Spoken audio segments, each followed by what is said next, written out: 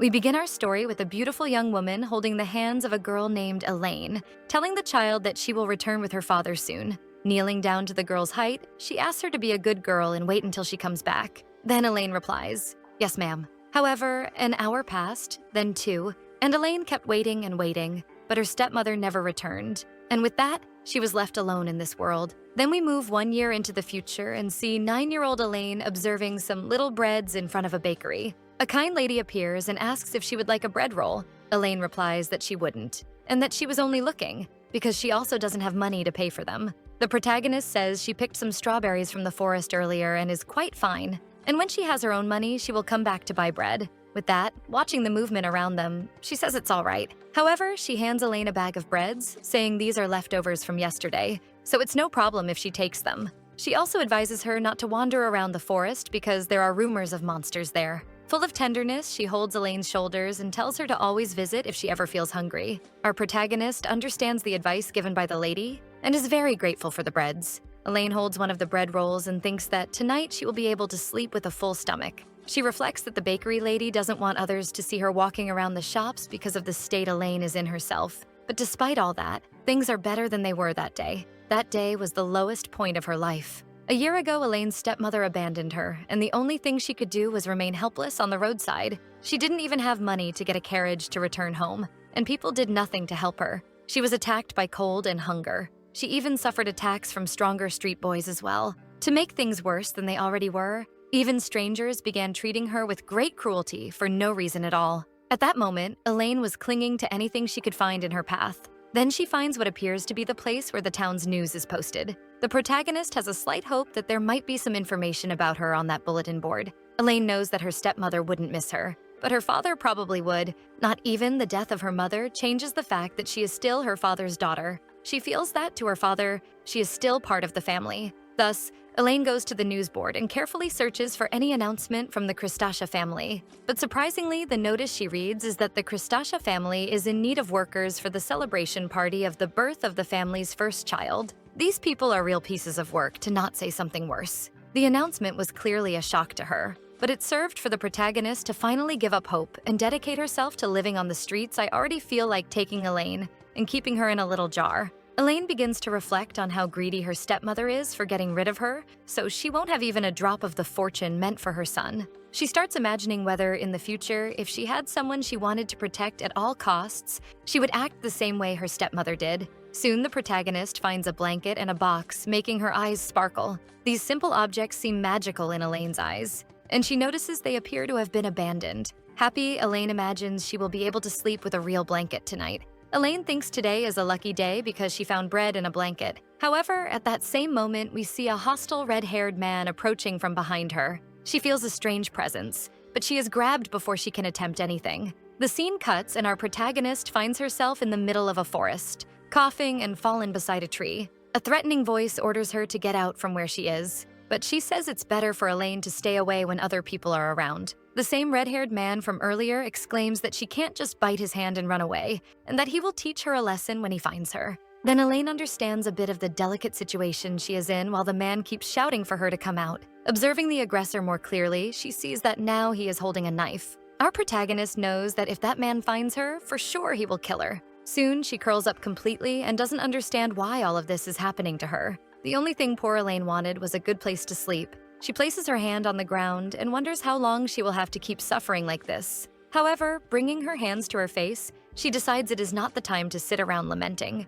At the moment, what she needs to do is find a way to get out of there. Then Elaine realizes things have quieted down, and that now is the perfect chance for her. Because even if he is close, it will be difficult for him to see her in the darkness. She thinks that if she's careful, she will make it. But at the same instant, she hears and notices something strange behind the tree. The protagonist simply sees a kind of werewolf feeding. The monster stares at the protagonist, and she possibly remembers the stories about the monster in the forest. With that, immediately, Elaine instinctively realizes she has no way to escape anymore. Kneeling and with no hope, Elaine thinks she went through every kind of suffering only to end up becoming a monster's dinner. She laughs as she faces the tragic fate she is about to suffer, and she only wishes that in the next life, she is born into a family that truly loves her. But the moment the monster leaps to attack Elaine, we see someone holding a magical glow at their fingertips. Suddenly, a black-haired woman appears, conjuring a spell, and saves Elaine from being devoured. Impressed, Elaine watches the huge wolf being consumed by magical flames before her eyes until it becomes nothing but ashes. After that, the woman asks if Elaine is all right, and the protagonist turns to her. With tears lightly falling from her eyes, Elaine thinks that with a simple wave of her hand, this woman named Bella reduced a monster of that size to a mere pile of ashes. Finally saved, the protagonist begins to lose consciousness. Bella approaches her, and that was how the first meeting between the two happened. Time passes, and the sun shines through the window of the room where our protagonist lies. Distressed, Elaine begins to have several nightmare visions while resting. First, she sees the figure of a woman saying, Elaine's very existence is repugnant. She also recalls the memory of the man who tried to attack her the previous night. Even the dark figure of the wolf-shaped monster appears to terrorize her. Desperate, Elaine finds herself face to face with the evil figure and begs for someone to come and save her. But before the worst could happen, the protagonist wakes up in shock. Still very breathless, she realizes that all of that was just a nightmare. However, she suspects not everything was a dream, because she clearly remembers being in the forest running and encountering that monster.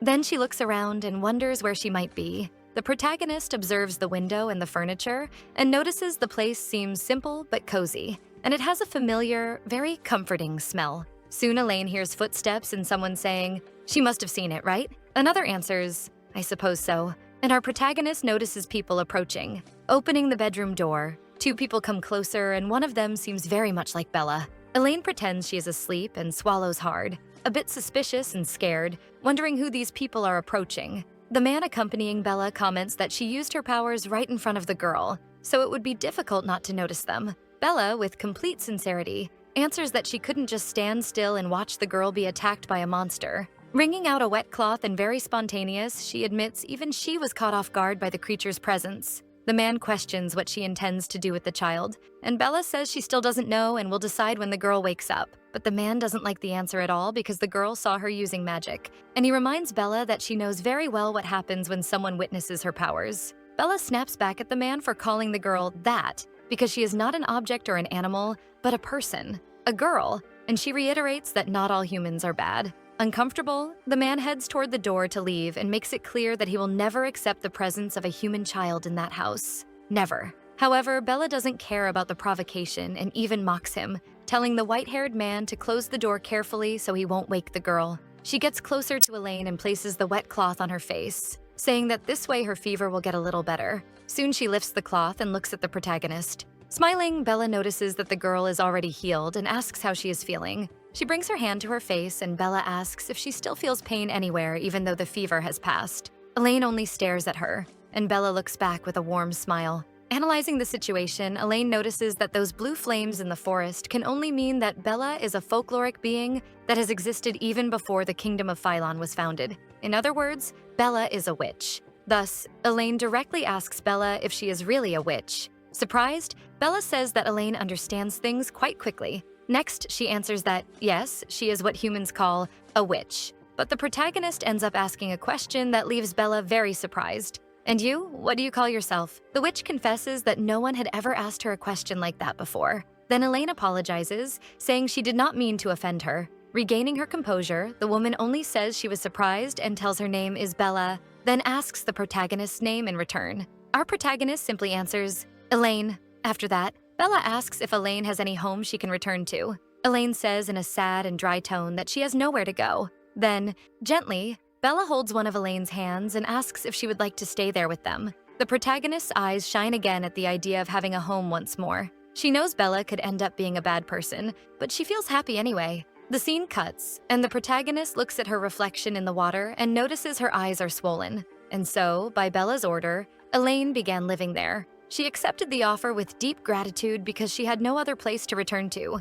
However, one thing continues to disturb her. Then, we see the two talking again in the room, and Elaine comments that she feels Bella's husband seems not to like her, and that she should have spoken to him before letting her live there. But Bella replies that he is just a friend and not her husband. However, the witch says there is something about him that Elaine needs to know. The protagonist asks what it would be. Thus, Bella reveals that her friend named Esful is a demon. Back at the lakeside, we see the protagonist reflecting that they say the hatred of demons for humans is in their blood, and she wonders if that is why Esful hates her. Suddenly, she stumbles over a small stone in her path. She is certain she will fall, but she is unexpectedly caught by Esfel, and she wonders if he saved her. Esfel gently sets the protagonist back on the ground, and she thanks him with a bit of hesitation. The demon stares at Elaine for a moment, but then moves away without saying a word, while the protagonist runs after him, asking him to wait a moment. "Your name is Esfel, right?" she asks. Turning to the protagonist, Esfel comments that it seems Bella told her about him. Elaine is surprised that he addressed her, and replies that yes, she did. Then he says Elaine must know he is against her presence there. The protagonist also says she knows. With that, Esfel says directly that she is not welcome there in that place and must leave immediately. Without being shaken, Elaine asks if he is saying that just because she is human, and that leaves him intrigued. Esfel says he suspected Bella had failed to tell the whole story. More calmly, he explains that in the past he truly hated humans, but after spending time with Bella, that repulsion toward humans slowly faded. Elaine then thinks he is right, because he wouldn't have saved her from falling if he still had complete disdain for human beings. But if it isn't demon instincts that make him hate humans, she thinks, then what is it? What did Bella fail to tell her? Thus, she asks the real reason he doesn't like her. The demon throws the question back, asking whether Elaine doesn't find it strange that Bella was so affectionate with her, even though she had never seen her before. It's not easy to tell a complete stranger to become part of a family. Crossing his arms, Esfel says he believes the reason behind that connection between Bella and humans is that she has been growing very lonely over the years. Knowing this, Elaine is not the first person for whom Bella has developed sympathy, and she won't be the last. Esfel admits that some were better than others. Therefore, most of the time humans ended up betraying Bella's trust in the end. Saddened, Elaine asks what he means by that and how they betrayed her. He begins to tell that Bella had already coughed blood from drinking poisoned wine given to her by someone she trusted, or when she was struck while sleeping by another person to whom she had opened her home and her heart. Elaine cannot understand how someone could do something so terrible to a person as good as Bella. Esfel answers that they do it simply for eternal life. He explains that they believed drinking the blood of a witch would grant them eternal life. Outraged, he says that a mere superstition is enough to fill the minds of the ungrateful with murderous thoughts, even after everything Bella did for them. And not satisfied with so much suffering, says Esfel, she still brought another human home, you. Then, after revealing his true motives, Esfel says that is why he cannot accept Elaine's presence there, because he doesn't want to see Bella suffer anymore. And Elaine understands that it is better for her to leave and not return. With her eyes lowered, the protagonist understands that the demon did not feel hatred, but was only trying to protect Bella in the way he could. She thinks she should leave, but she cannot force herself to do that. She soon apologizes to the witch's friend. However, she firmly says she wants to stay with Bella. Esfel, with his fingers on his forehead showing indignation, comments that she is just another greedy human. Elaine replies that maybe she is greedy, but Bella is the only person who helped her when she needed it most, and no one cared for her the way Bella did. Not even Elaine's own family. That sentence makes Esfel question this. Smiling with great tenderness, the protagonist adds that Bella is the first person who made her feel loved, even though they share no blood relation and have known each other for only a short time. Elaine continues, saying that Bella saved her life, treated her wounds, and smiled at her in a way that melted her heart. Even mine melted here. I want to stay by her side and make sure she never loses that smile. Behind the tree, Bella was listening to all of this and was moved by Elaine's words. With her eyes full of tears, Esfel looks toward the tree, noticing something is strange there. Thus, the demon decides they will discuss her staying another day, but he also says the protagonist should already know that when Bella has an idea in mind, nothing can change it. However, Elaine must remember one thing. The moment he notices Elaine showing the slightest sign of threat to Bella, I will destroy you. Esfel threatens as he crushes a small leaf. He shows the crushed leaf, and without feeling intimidated, the protagonist replies that they have a deal. Even the demon looks at Elaine and comments that she is quite a strange little creature, very cheerful. Our protagonist smiles and asks if he really thinks so. At that moment, Bella comes out from behind the hiding spot and asks, since when the two of them became such good friends, because she is starting to feel left out. She smiles like Elaine and asks what the two were talking about. The protagonist runs to hug her and says that Esfel allowed her to live with Bella, and the witch answers that she didn't even need his permission for that, but she is happy he said so. At that moment, the three of them became a true family. After all of that, time passed and Bella began to teach Elaine how to use a sword. And from Bella's own comments, the protagonist had quite a knack for it. That life was so good that they even traveled throughout the continent. However, in the 5th year the protagonist was living with Bella, a new person entered their lives. The name of this man was Lloyd of Philon, and he was the crown prince of the kingdom of Philon. In little time, Lloyd and Bella ended up falling in love. Soon a beautiful and healthy son of the couple came into the world. His name is Reese of Falan, Re for those closest to him. The protagonist, enchanted, asks to touch his tiny hand. Bella allows it, and with her finger in the baby's small hand, Elaine greets him with great tenderness. From then on, every day was a flood of joy, and Elaine's wish was that this happiness would never end. But unfortunately, nothing lasts forever. We move forward a few years in the kingdom of Phelan and see Bella saying that Ree's birthday is approaching, and she asks Lloyd if he has already thought of a present to give him, smiling. Lloyd replies that he has already made all preparations for the party. The Bella doesn't like the surprise very much, and says that Lloyd should have told her because she also wanted to plan the party together with him. Lloyd apologizes, a little embarrassed. Trying to justify himself, he explains that he also wanted the party to be a surprise for Bella herself. Bella pouts upon hearing that. Then the prince notices Bella's necklace and realizes he has never seen it before. He asks where she bought it. Holding the necklace, Bella replies that His Majesty gave it to her as thanks for taking good care of Reese. Lloyd stares at it with suspicion and says he understands. Bella notices his strange reaction and asks what is wrong, and if the necklace looks strange on her. Lloyd quickly says it looks beautiful on her. He only says he was surprised that his father would give her something like that as a gift. Right then, the butler calls the prince for a cabinet meeting. Lloyd jokes that it is now time for him to be busy. Bella says goodbye and tells him she will be in her room with Ree. The prince says he will return soon so the three of them can have lunch together. Bella smiles and says she will be waiting. Soon after, the scene shifts to a forge filled with overwhelming heat. Astonished, the blacksmith asks how the young woman managed to bring him such a rare material he has never seen anyone carry a salve before. The young woman, Elaine, now 20 years old, replies that it took her a long time to find it. She adds that despite the difficulty, she would do anything for Ree. Resting his hammer on his shoulder, the blacksmith says he heard that Prince Reese is about to turn 3 years old, and he is surprised by how fast time is passing. He assures her he will do his best, and that it will be great fun forging with such a material.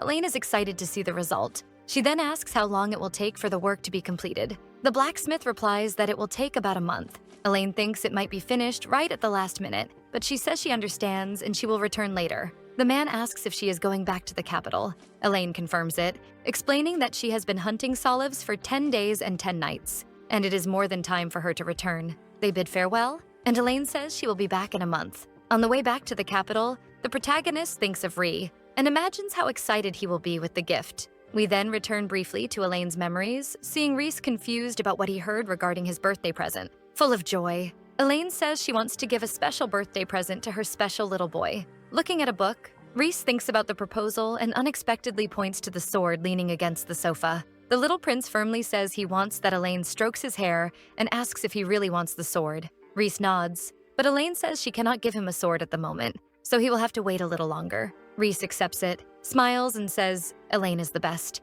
That reaction alone is enough to make Elaine's heart pound. Hands on her chest and completely smitten, she hopes the gift will be finished soon. The focus returns to Bella, who is feeding her child and begins to suspect something is wrong, because it is not normal for Lloyd to be late. At that moment, someone knocks on the door asking for permission to enter, and Bella grants it. A maid enters carefully. The first thing Bella asks is if Lloyd has returned from the meeting. The maid says that when she went to the cabinet chamber, the place was completely empty. She had asked another maid where the ministers had gone. That servant said she saw everyone who attended the cabinet meeting heading toward the altar building. Prince Lloyd went with them. Puzzled, Bella finds it strange that everyone would go to the altar building, since that place is only used for annual events. Still, she tells the maid she understands and asks her to watch over Ree. Reese asks his mother where she is going. Running her hand through his hair, Bella tells him not to worry because she is only going to look for his father, and she will be back soon. However, as she walks through the castle, Bella begins to feel a very strange aura. Getting worse as she approaches the altar building, until she is shocked to see a mysterious room open. The princess does not understand why this strange energy is emanating from a room that should be off limits. Step by step, Bella feels herself getting closer to the source of the evil energy. Soon she freezes and is extremely shaken by what she encounters. The scene she and we see is of a macabre ritual, and Bella cannot understand what the hell is happening there. Observing that terrible scene, Bella wonders why a room like that exists in the castle. Shocked, she also questions who these people in front of her are and what they are doing. Soon she recognizes that the victim of this sacrifice is her own husband, Lloyd. Elsewhere, Elaine, while riding, notices that the crows are noisier than usual today and wonders what might be going wrong. The protagonist feels she needs to hurry. Without even thinking about the consequences and stepping on an evil magic circle, Bella advances toward the altar seeking Lloyd. Bella does not want to believe, under any circumstances, that this is happening. She sheds tears and trembles as she watches her beloved on the altar.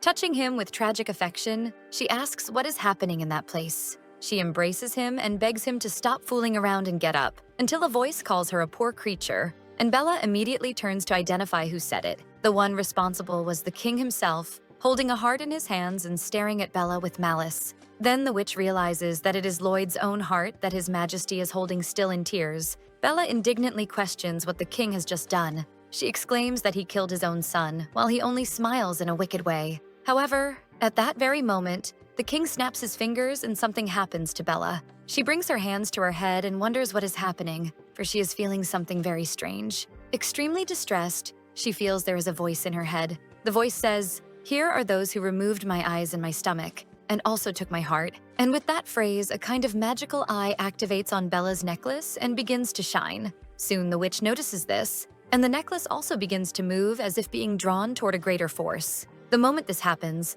Bella remembers that she read about what this necklace is and knows what it means. It is a magical artifact that unleashes a powerful curse when blood is offered, called the Eye of the Demonic Dragon. Knowing this, Bella tries to get rid of the necklace, but the king says none of that will work, because from the moment the curse is activated, he says the necklace can no longer be removed. Now, all her movements are under the king's control. Then His Majesty adds that the magic became even stronger because of Lloyd's sacrifice. He approaches Bella and warns the witch not to attempt anything foolish, mocking her by asking whether she doesn't want Lloyd's death to have been in vain. Filled with rage and sorrow, Bella stares the king straight in the eyes and calls him a bastard. But the witch's agony returns, and the voices intensify, ordering her to kill. With her eyes beginning to darken, Bella realizes that the cursed necklace is destroying her mind. Meanwhile, while riding, Elaine seems to sense something very strange in the air. The protagonist questions what just happened, as she felt a shiver run down her entire spine. She quickly turns her attention back to the capital and wonders about that blue light that appeared in the distance.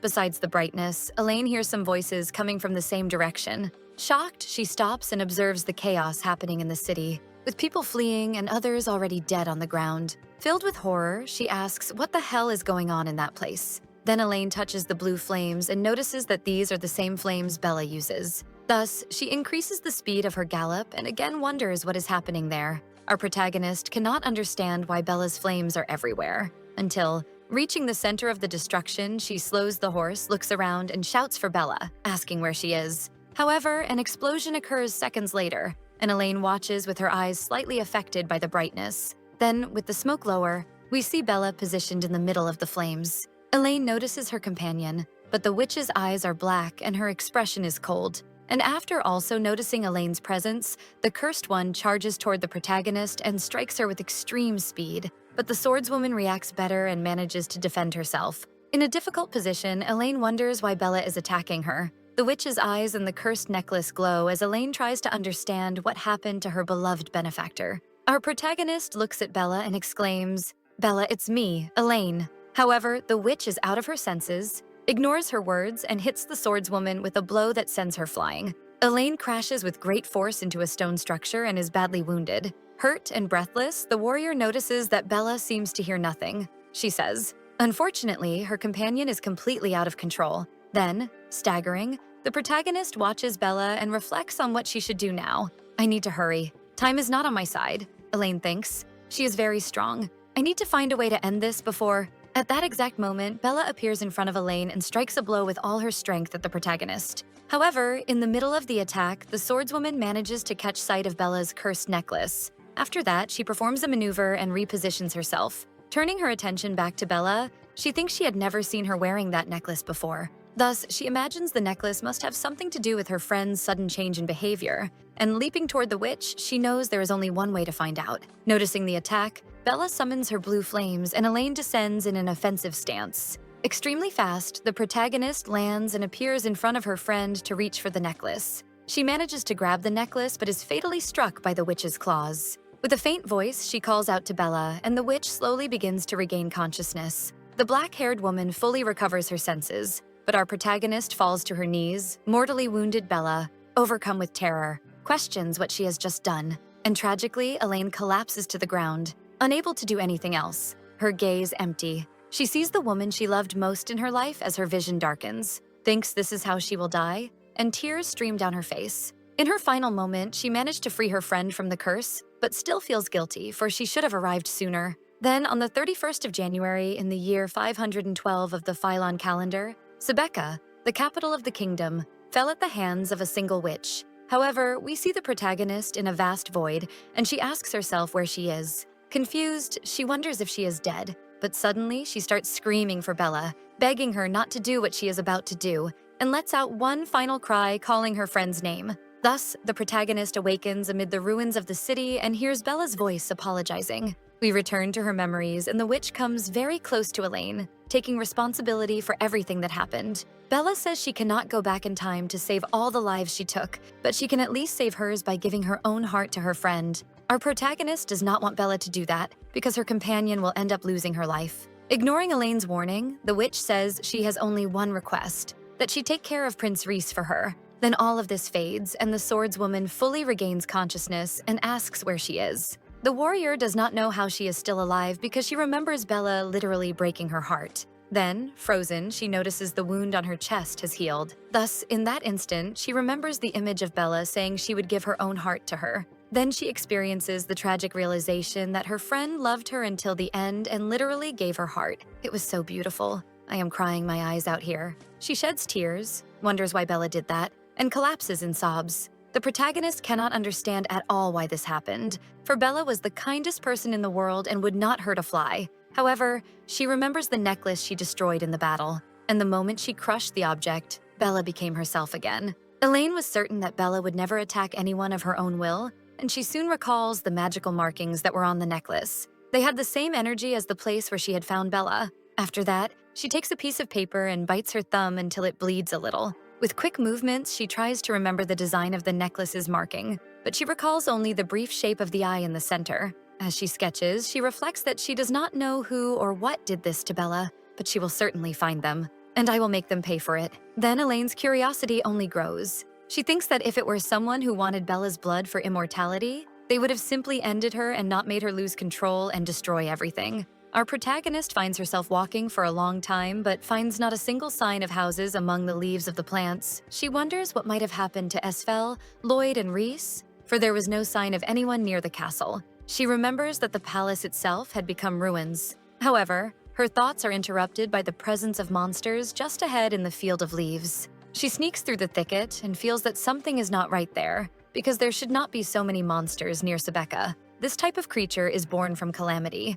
but it cannot reproduce that quickly. Elaine thinks she must make as little noise as possible. However, at that exact moment, a flying monster appears right above the warrior. She looks up and already knows she has been seen by the abominations. Thus, the protagonist faces the monsters and abandons the plan to stay silent. Full of determination, she charges forward and eliminates the monsters one by one. The swordswoman feels her body lighter, and most importantly, her mana does not decrease as she fights. Our protagonist knows she is different from her usual self, because normally sword techniques consume a lot of mana, so she wonders why this is happening. With that, we return to Elaine's memories, and she, tired, asks Bella why it feels like she has infinite mana. Bella asks why the apprentice is asking that, and the girl answers that the witch had been training with her all day and she shows no sign of exhaustion. Thoughtful, the master explains that it is not that her mana is infinite, but it never decreases, which only makes Elaine more curious. Bella soon explains that this happens because she is a witch, and witches are made from a combination of human emotions and mana. A witch's heart is created when the human desire for eternal life and beauty merges with mana, and that is why witches live forever, because they carry that union within them and also have a stronger connection to mana. Remembering Bella's words, the protagonist now understands why her mana seems not to diminish. She reflects that she must have received Bella's witch powers because of her heart. Then she continues striking and defeating the monsters until she finally sees a city in the distance. She quickly thinks she might be able to find some answers in the village. So, entering an establishment, she greets a lady there and receives her welcome. However, Elaine's appearance is so frightening that the woman panics, while the swordswoman asks if she may ask a few questions. Even I would run away if I saw a woman like that entering my shop. With that, the lady, still terrified, questions what is happening, and Elaine asks what the date is. Stuttering, the cook answers that it is the 5th of February, making the protagonist imagine she slept for 5 days straight. Thus, she asks what happened to the survivors of Sebeca, and whether some of them are in this village. But the woman does not even know what Elaine is talking about. Our protagonist tries to explain the situation and asks if by any chance no survivors remained. But the lady still does not understand Elaine's questions because the Sebeca tragedy happened 20 years ago, the woman says, leaving the protagonist shocked. She cannot believe it has been that long since the incident occurred. Because of this, the cook asks if Elaine is drunk, because it makes no sense for her to be searching for survivors of something that happened 20 years ago. Elaine remains in shock, thinking the year should be 512 of the Philon calendar, not 532. Then we shift to another part of the story and see a young woman collapsed, saying she should have killed the man standing before her. The young man looks at her, but she collapses entirely on the ground, severely wounded, next to other bodies in the same condition indignant. The swordsman says that she has destroyed her own existence. Next, another red-haired swordsman asks whether those people sent this assassin as well. On the other side, a woman comments that one would think those people would be tired of sending incompetent individuals to take him down by now. However, the purple-eyed man says that it is fine. For what are 1 or 2 assassins? He asks. I'm already used to it, he adds. And we discover he is Reese of Philon, Duke of Kiliard and son of the late Crown Prince Lloyd of Philon. After becoming a swordsman at 16 years old, he saved the land of Kiliard from ruin and became known as the Sovereign of Miracles. Reese is now also the leader of the Filriz Knights, a group of elite knights renowned for their battle prowess. But even so, this does not stop him from suffering the hatred of the people for being the son of a witch. Soon, Reese points the blade at the assassin's neck and says, "She is the only one left." Firmly, he promises he will spare the woman's life if she reveals who is behind all of this. However, the enemy only smiles and says he does not have the thirst for violence she expected. She stares at him and adds that she expected more, considering he has the same eyes as that cursed witch. The red-haired man exclaims how she dares say such a thing, but Reese stops his friend from doing anything. Still with a wicked smile on her face, the assassin asks if he knows how many people shed tears of anguish because of what his mother did. She then reveals she is not the only one who wants him dead. Many people want the same. Then she tells the Duke to remember well the words she is saying. The insults the woman hurled at him, calling him the cause of all misery for being the witch's son, still reverberate in his mind, leaving the Duke very serious. Observing the situation, the swordsman's partner says she will send the servants to prepare another meal. But while cleaning his own sword, Reese says there is no need for that. He throws his glove on the ground, turns his back to his companions, and says he has lost his appetite. After that, we return to Elaine, and she still cannot believe that 20 years have passed. She looks at the horizon and imagines that Reese was just a child at the time, and there was nothing he could have done. Then she thinks that Lloyd and Esfel probably tried to stop Bella, because they certainly would not have abandoned her in that state. However, since Elaine had to fight the witch alone, she considers that the two ended up dying before she even reached the city. Thus, our protagonist feels that everything she lived for no longer exists, and she wonders what she should do now. She then goes down the inn stairs, and the lady who owns the place asks what Elaine is doing and whether she is having trouble sleeping. Elaine replies that she was just wondering if she could get a bit of water. Immediately, the old lady says she will serve some and asks if Elaine doesn't want anything else, and Elaine says no. But with that, the innkeeper's expression turns to shock, and even the protagonist gets startled. She informs the guest that she will make some soup and asks if the warrior wants any, but Elaine refuses again, saying she is not hungry. However, the woman ignores Elaine's answers and says she will bring her some anyway. The protagonist even tries to stop her, saying she only wants water, but the lady is not listening to anything she says. After the brief argument, the soup is finished, and the cook tells Elaine to eat well, because she looks like she needs to put some food in her belly. That soup looks really good. It even made me hungry here. Sitting down for dinner, the hostess asks if Elaine is a traveler because she doesn't remember seeing her in the region before the protagonist answers that it's something like that. Then the old lady gets excited and says that no one wants to go to that region anymore, ever since the forests around Sebeca became infested with monsters. Knowing this, Elaine understands why she is the only guest at the inn. Upset, the innkeeper reveals that it is very sad to work alone there, and that she really wishes her son would return. Taking the chance, the protagonist asks if she has a son. She smiles and happily confirms that she does, then asks if Elaine has ever heard of the Knights of Filriz. Her son joined them a month ago. The protagonist doesn't remember any knight order with that name and asks about them. Jokingly, the innkeeper asks in which cave Elaine has been living, because even people who live in the middle of nowhere have heard of those knights, especially since their commander became none other than the Duke of Kiliard, the infamous son of the witch. Upon hearing that, Elaine slams her spoon into the soup, and the woman, nearly dying of fright, asks why she did that. The protagonist immediately asks if she mentioned the witch's son, and the lady says yes, Duke Reese of Phylon himself. When she hears that, little by little, the protagonist begins to cry upon learning that her beloved Reese is still alive. The innkeeper asks why Elaine is crying and thinks the swordswoman is the strangest person she has ever met. Suddenly, the guest slams the table and asks where the Duke is now. Confused, the lady replies that he usually stays at his estate in Killyard. We shift focus and go to the city, where a soldier is dying of sleepiness. Bored, he comments to his friend that nothing interesting happens in the region anymore. But the other argues that a monster nest is right in front of the castle walls and asks whether he isn't worried about that. The black-haired warrior adds that they could be attacked by monsters at any second, and the other says it doesn't matter because the knights will show up and take care of it immediately. The more serious one calls his companion an idiot and reminds him that most of the knights are on another mission somewhere out there, but the carefree one doesn't care, and says the castle is protected by magic and no monster would dare come near them. Until something happens, they feel a shiver, and the excited one asks what that was. He even wonders if they got unlucky for talking about monsters. Then, outraged, he questions how a monster got so close, because he thought the fortress's enchanted walls would easily repel them. The black-haired one panics, shouting that they are all going to die, while the other takes a peek and says they need to report it and ask for. However, he interrupts himself when he realizes it is actually a person near the castle. Thus, both look down and see our dear protagonist. Elaine, light and smiling, asks politely if they could open the gate for her. With that, the swordswoman is taken to the reception hall of the 2nd unit of the Knights Lowell. The lieutenant of the Order of Filrez asks if Elaine really cut through the monster nest just to save time. Without hesitation, Elaine answers that she did exactly that. Immediately incredulous, Lowell asks if she is insane and whether she has any idea what she just said, because one wrong step and she would have ended up in the Ramses Mountains, a place not called the Monster Nest for nothing. Gesturing lightly with her hands, Elaine explains that she had no choice, because it was the only route that would get her to the castle in less than a week. Then Lowell crosses his arms and asks the reason for such urgency. Our protagonist replies that it is because of their admission exam. The deadline for registration closes in 2 days, and if the swordswoman took another route, she would not arrive in time for the exam. She explains. Determined, she exclaims that she must join the Knights of Filrez no matter what.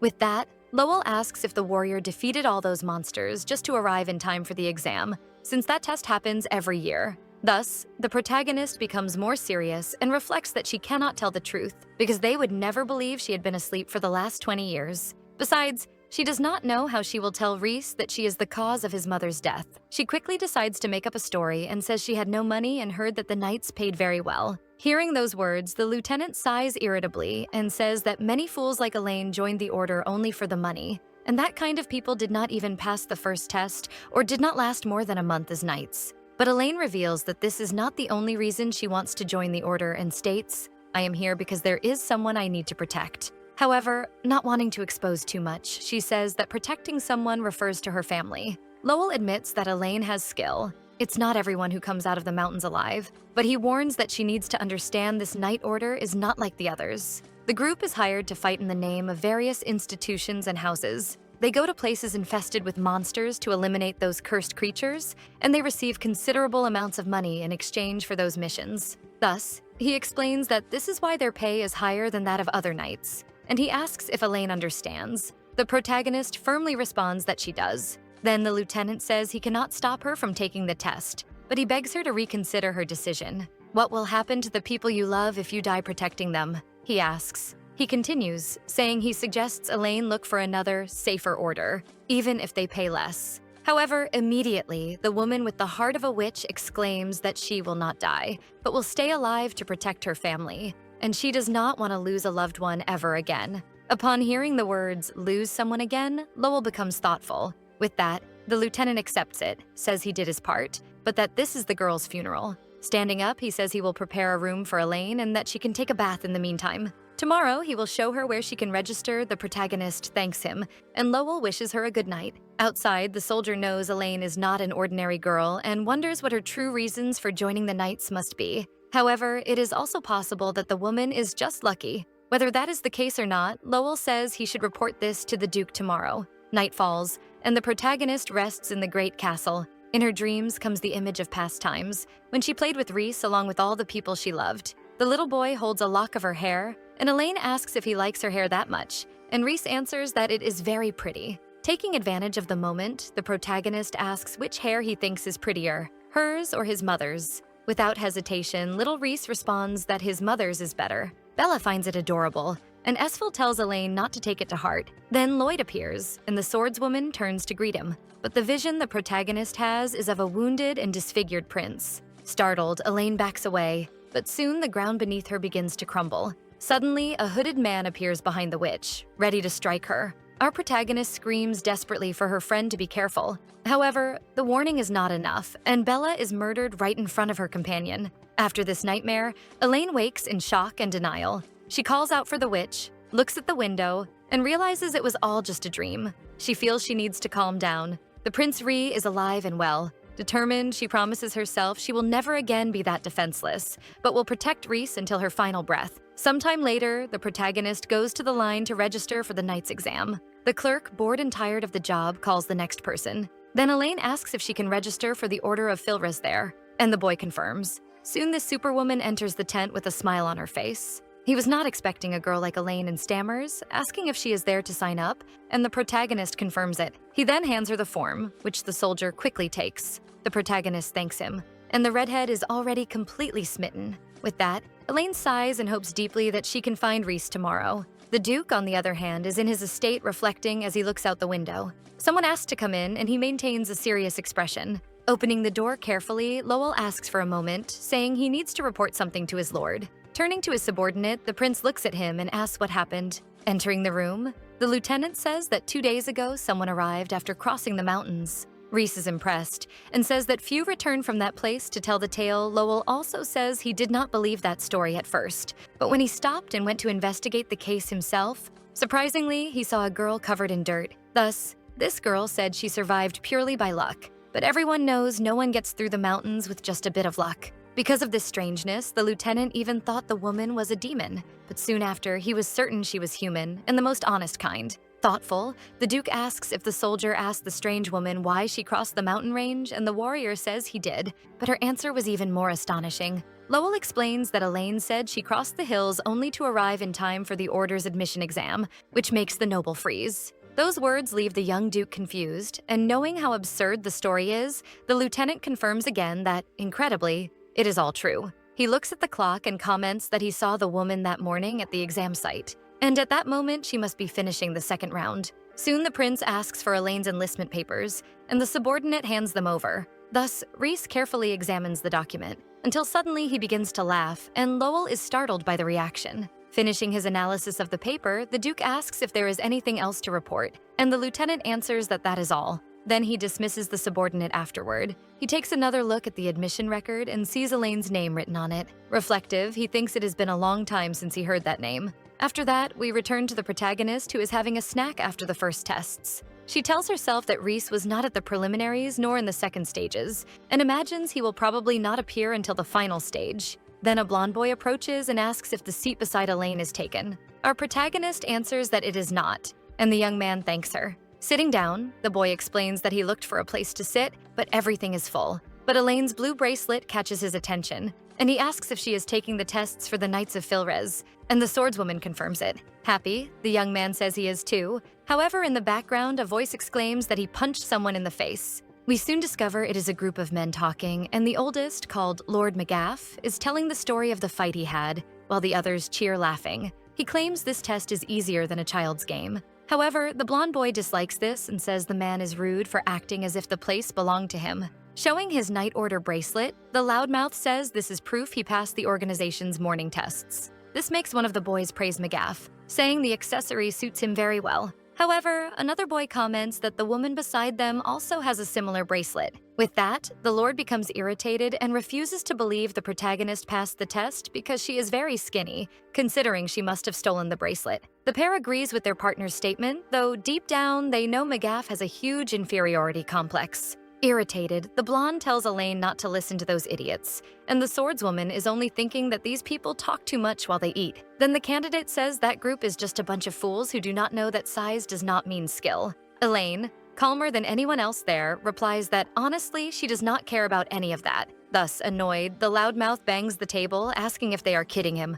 McGaff says the Knights of Filres are lowering themselves by accepting that kind of people nowadays. He confesses he is only there for the money, but he did not expect to be joining a bunch of fools instead of decent knights. And with a wicked look, he ironically asks what more he could expect from the cursed son of a witch, leaving the protagonist very irritated. Then the man turns to his companions and asks if they know what he means, and they say, of course they do. Trying to hold back her anger, Elaine then hears one of the flatterers say, Reese probably only got that title through magic, voodoo, or something like that. To make things worse, McGaff says it is true since that is the only way a spoiled brat could become a duke so quickly. He concludes that worms like him should be dead. However, before he finishes the sentence, the protagonist appears behind him and orders him to take back what he said. Startled, the Lord turns around and does not understand what just happened. Elaine remains firm and serious, repeating again for the loudmouth to take back what he said. Standing up with the intention of intimidating, the jerk asks if the protagonist is trying to give him orders. Say whatever you want about me, but do not you dare speak ill of the Duke, Elaine replies with a furious gaze. The man insults her, calling her a fool and smiling sarcastically. Then he asks if the protagonist is on the side of the witch's brat. With that, a great murmur begins, and the swordswoman can feel the hatred and contempt in the eyes of those present. She immediately wonders what Reese did wrong for them to treat him like that. Thus, we return for a moment to the knight's test registration tent, and Elaine sighs in relief for having finished everything she needed to do. However, almost at the same time, a couple walks by her and the girl comments that the Knights of Filries are despicable and asks who would want to serve the son of a witch. The boy says the girl is being a bit harsh, for Reese may really be the son of a witch, but he is also the Duke of Killiard and does a lot of good for the place. However, the blonde interrupts him, asking what the hell the young man knows about any of this. And she continues, completely enraged, saying that her grandparents were killed by the witch and that the same witch burned her hometown in a single night. With deep resentment, she says that the blood of a murderer runs in the Duke's veins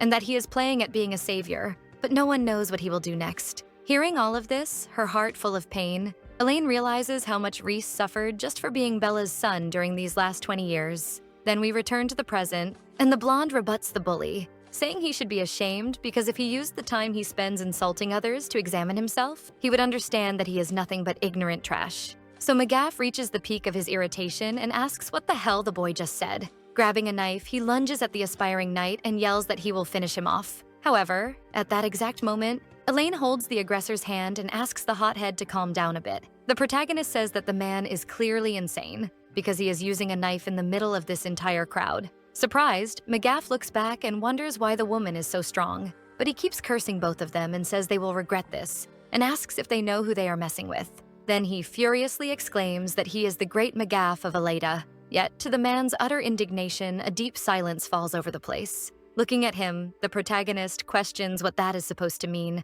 McGaff becomes even angrier because of Elaine's response. Around them, people murmur, saying they have never heard that name and are feeling secondhand embarrassment. Hearing the whispers, the scoundrel asks, full of rage, how the swordswoman dares to ridicule him like that and moves to attack, but the protagonist dodges easily. Then she herself lands a punch in the opponent's stomach, making him instantly dizzy. The man falls to his knees, and Elaine orders him to get lost if he doesn't want to get hit again. With that, the blonde applauds and says that was amazing. He is impressed because she defeated a man twice her size with a single blow. Thus he extends his hand, introduces himself as Cezanne, and says he is happy to meet someone so talented and hopes that they both pass the test. Elaine smiles kindly and replies that she hopes the same. Soon we see that the swordswoman defeated several monsters and passed the third test. Then a knight announces the end of the third stage and tells those who defeated all the creatures to gather. Cezanne, at the protagonist's side, whispers that he knew she would pass the test. She thanks him and is also happy that he passed.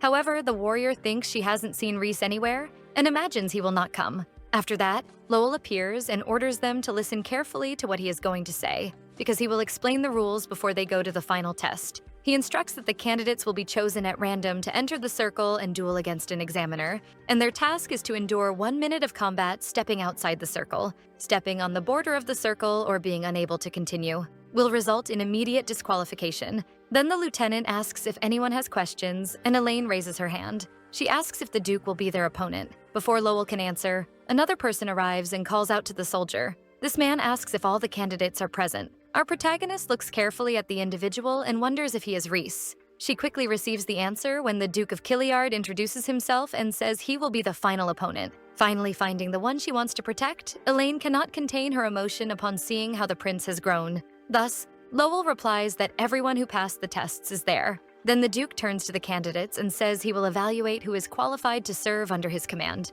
Therefore, he asks that no one hold back when they fight against him, and he asks if he is clear. They all respond in unison that they understand. Then the lieutenant calls Heather Tage to be the first to be examined, and he instructs the others to wait their turn in the waiting area. Nervous, the first candidate approaches the Duke and introduces himself. The others watch apprehensively, and the fight soon begins with Heather charging at the commander. But with a simple movement, Reese disarms the young man and defeats him easily. This makes everyone watching the duel surprised. Thus, Reese calls for the next opponent. One by one, they are defeated by the Duke without causing him the slightest harm. Cezanne comments that if things continue like this, no one will pass, and that the examiner is stronger than he imagined. Soon another falls, and Lowell says the next to enter the circle will be Miss Elaine. Our protagonist agrees and heads into the duel, standing face to face with Reese. The prince observes her and knows this is the woman who crossed the mountains to get there, the famous Elaine. They position themselves and launch into battle intensely. However, we shift to the protagonist's memories and see the young prince falling after trying to duel.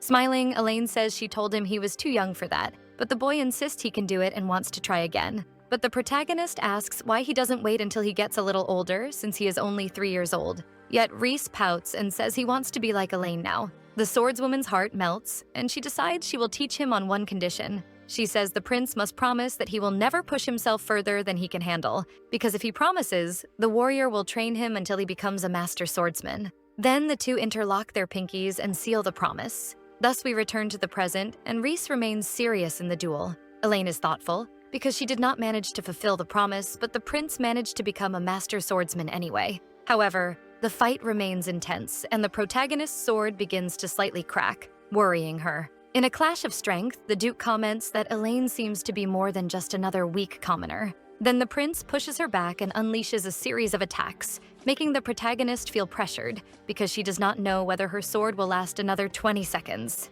With that, Reese says he is surprised she managed to withstand so many attacks with such a fragile weapon, and that her downfall will be because she failed to equip herself properly. In just a few seconds, the sword actually breaks in half, and the prince's weapon is only a few centimeters away from finishing Elaine off completely, making Cezanne and the crowd worried. But Elaine is Elaine, and she manages to block the strike with a blade made of energy. Reese finally loses his stoic expression and wonders if the duelist can use that kind of ability. Lowering his blade, he notes that the protagonist is not an ordinary woman and congratulates her for not being completely without skill. Thus, the candidate Elaine passes the test. Our protagonist asks if she really passed, and the Duke confirms it. A big smile soon forms on the protagonist's face, and she thanks him deeply, bowing to the Duke internally. She is very excited because she managed to pass. Observing her, the prince remains thoughtful and thinks about the swordswoman's name. Time passes, and the trumpets sound in the great royal hall of Killiard. The knighthood ceremony is about to begin,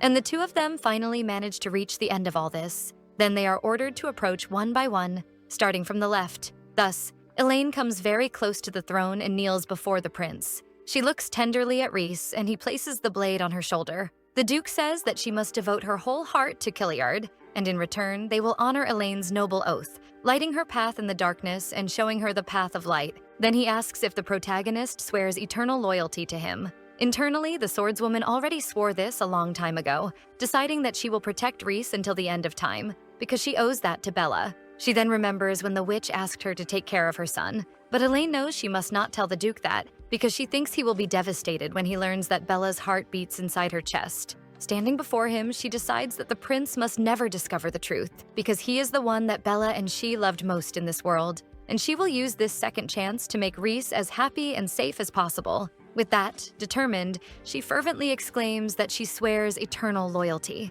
The scene cuts, and we go to the castle where many people are talking. In the middle of the crowd, Cezanne asks if all those people are also knights like them, and Elaine also finds it impressive. Then the lieutenant appears and asks for everyone's attention. He says that now that they are gathered, the welcoming ceremony will begin, and it will start with a few introductions. He introduces himself as Lowell Royard, Vice Commander of the Knights of Filres, and Lieutenant of Duke Reese of Felon next. He introduces Hillier Reister, also Vice Commander of the Order. Observing everything, our duo applauds happily. After that, Lowell says he will give an overview of the work they will have to carry out. He then explains that the primary responsibility of the Knights is the eradication of monsters. The missions will be selected according to difficulty and the Knights' personal abilities. and they will also have to keep other territories safe beyond Killiard if their services are requested. Thus, the vice commander concludes that they will learn the rest as they begin their lives in the Order. Soon he announces that he has a special message from the Duke, and the protagonist pays close attention.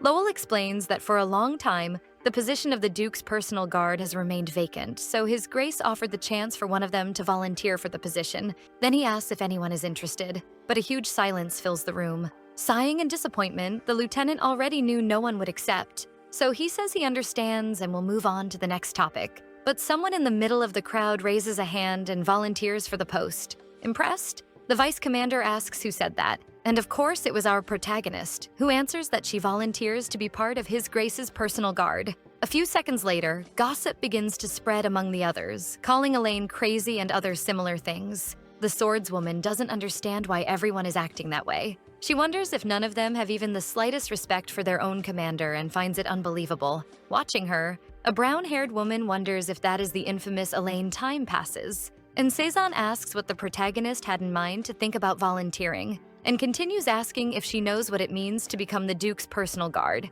Irritated, the swordswoman retorts that she knows. It means she must do her best as a knight to protect her commander. And she asks if there is anything wrong with that. Cezanne tries to explain himself, but the woman from earlier appears, saying she finally found who she was looking for. Thus, both turn to her with a suspicious look. Then the woman asks if by any chance the young man is Cezanne Weston. The blonde youth answers that he is and asks who she is. The woman then introduces herself as Sophia Razulis, says it is a pleasure to meet him, and that she has been a knight for a year. She asks if the rumor she heard about him sponsoring the Marquis Lakers is true. Suspicious of the woman, he comments that he thought she was a recruit like them, and wonders why she is ignoring Elaine Sophia, then asks what the two of them are doing alone in such a secluded place, and already jumps to the wrong conclusion. Cezanne says it's nothing like that, and Elaine turns her back to the woman and leaves. Weston tries to stop her, but the protagonist says she needs to go because the vice commander said he wanted to see her. And while Cezanne seems worried about his friend, Sophia simply watches with a serious expression.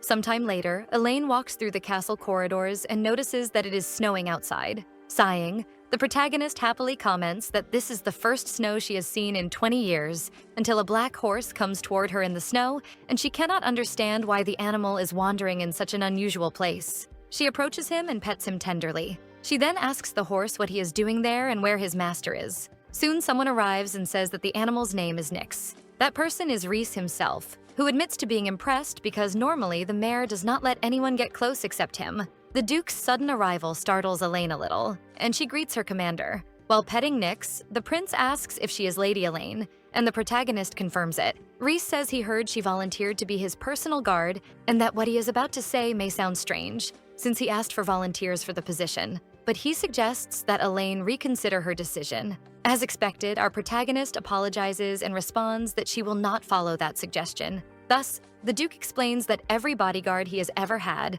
was killed soon after taking the post while trying to protect him from those who want him dead. That is why he sees no reason it would be different with her. So he says that if she is doing this out of a misguided sense of honor, he suggests she give up while she still can. Hearing Reese's reasons, the protagonist is shocked that her beloved's life is in constant danger, and she thinks that the Knights of Filris are made up of the strongest in the country. Holding her sword, Elaine says she knows nothing about his former guards, but promises she will not die. Smirking ironically, Reese asks what makes her so sure of that. The protagonist replies that he saw her strength when they dueled. Approaching him, she says she is someone very hard to kill. With that, the Duke is taken aback by the swordswoman, and he allows Elaine to become his personal guard. This makes the protagonist very happy, and she thanks him greatly, promising to do her best. Confused, the prince asks why Elaine is so happy about a position where she can easily be killed. Elaine replies that now she will be able to protect him at all times, 24 hours a day. Pulling on the mayor's reins, the commander says that the protagonist is quite strange,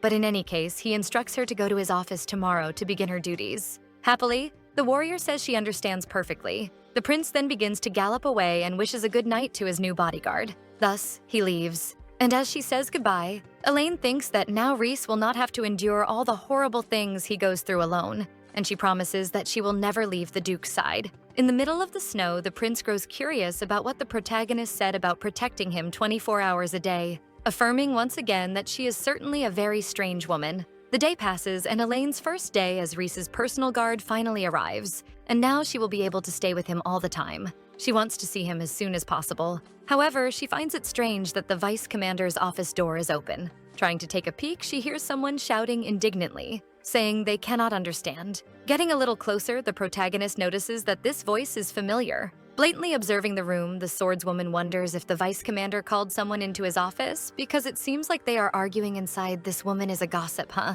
Inside the room, we see Lowell telling someone that he understands why she is angry, but there is nothing he can do about it. Soon, we discover that the person the lieutenant is talking to is none other than Sophia. Irritated, she asks why they will not let her become His Grace's personal guard, because when she tried, the Duke said that a bodyguard would only get in his way. But now he is accepting Elaine for the same position without saying anything. She questions what the protagonist has that she does not. With that, she complains that the truth is that the Duke has nothing against having a personal guard, but he simply does not want it to be her. Thus, she leaves the room furious while Lowell tries to call her back and calm the situation. Sophia slams the door hard, and her eyes meet Elaine's full of anger. The young woman purposely bumps into Elaine. Then the lieutenant also appears and apologizes because the protagonist had to see that situation, and taking advantage of the moment, the warrior asks what just happened. Still a little embarrassed, the vice commander says they need to go to the Duke's office and he will explain what happened on the way. Then, walking through the corridors, Lowell apologizes for Lady Sophia's rude behavior.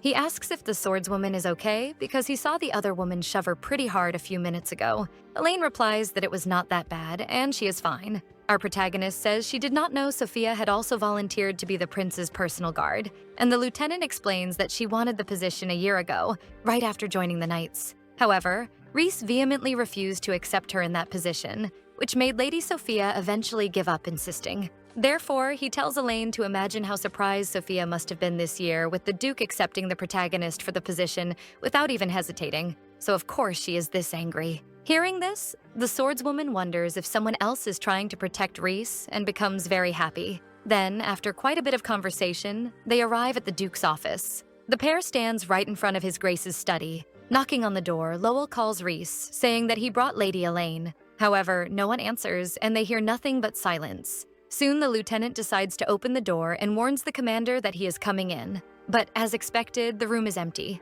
Lowell figures that maybe he is at the training grounds and says that the commander goes there in the mornings to practice with his sword sometimes. And he continues saying that he is probably finishing up and that he will go fetch him.